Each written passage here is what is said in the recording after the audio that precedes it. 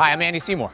I spent the last 20 years of my life making the world a safer place to drink, teaching bartenders how to craft cocktails from fresh ingredients and quality spirits. I wanted to show you some of the ridiculously original and delicious drinks being concocted by New York's top bartenders. Today we're going to see the mad scientist of the drinks world, Mr. Dave Arnold. But we're not going to his bar Booker and Dax in the East Village. Instead, we're here in Chinatown, going back to the lab to see where he creates all the madness that goes on behind that bar. It's time to go behind the drink.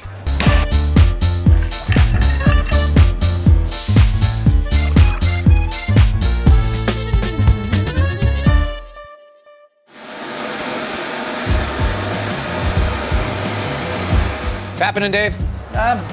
Playing with my torches. I'm not sure I should shake. I'm gonna do it anyway. Should I even ask what you're doing right now? Is it legal?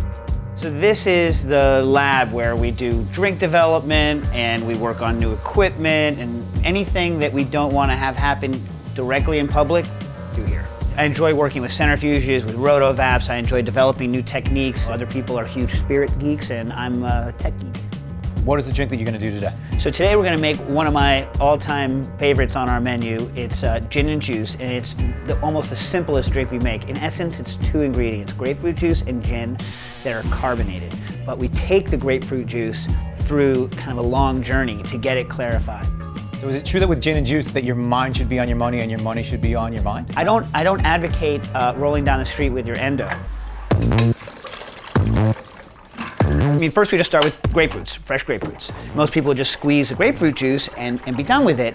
But the problem is if you want to have nice bubbles and carbonation, you can't have all the cloudiness and all the pulp in that. So what we do is put it in a centrifuge and spin it out, and it makes a very clear drink that takes carbonation very low. So we add 2 grams per liter of this enzyme called Pectinex Ultra SPL, and that breaks down the structure of the pulp.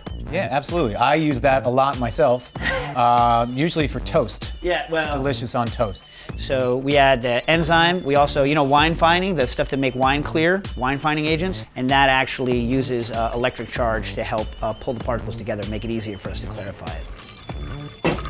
Centrifuge holds like 3 liters at a time, so we have these buckets, and we put the buckets on a scale. The trick is you have to balance it, because have you ever had a washing machine that goes out of balance? Yes. It's like, well, imagine if instead of going slowly, it's doing 4,000 times the force of gravity in there. So if you off balance, you're screwed. Yeah, you're screwed.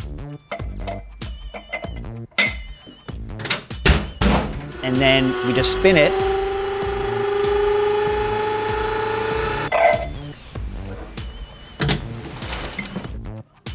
And all of the solids that are in the grapefruit juice just smash down into the bottom, and you have this crystal clear, looks like white wine, crystal clear grapefruit juice.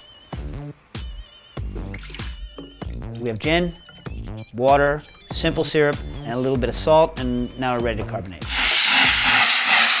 But the trick about carbonating is, in order to carbonate properly, everything needs to be extremely cold. I'm going to use liquid nitrogen to chill this down.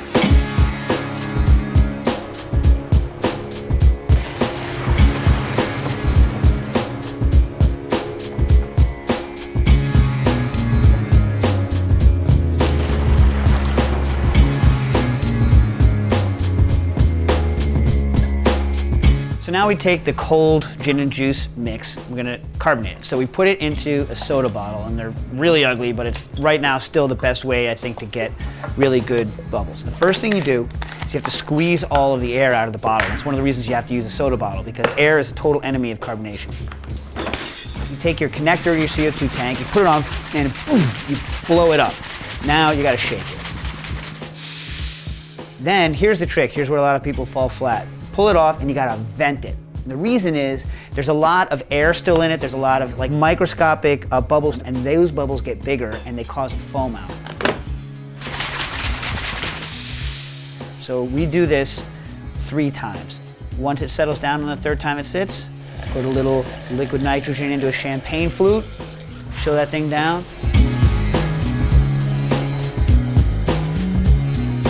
There you have it, gin and juice. This is gorgeous. Wow, gin comes right out in the nose, and the grapefruit subtly in behind it. Whoa, that is wild. First of all, the carbonation is great. like a fizzy champagne, because it's not big bubbles, those really tiny bubbles, they come surging up out at you. Very cool. It has the citrus and the balance of the sweet. Gin and juice, who knew? It's the one to have when you're having more than 3. You gotta make your way to the East Village, to Booker and Dax, and try this gin and juice, or some other amazing concoction that they've busted out in this lab down here, because I'm promising you, it's like nothing you've ever tried before. So, you know what? Try this one, see what you think. It is amazing. And in the meantime, don't forget to click subscribe so you can come back and see all the other amazing and fantastic things that we do as we go behind the drink.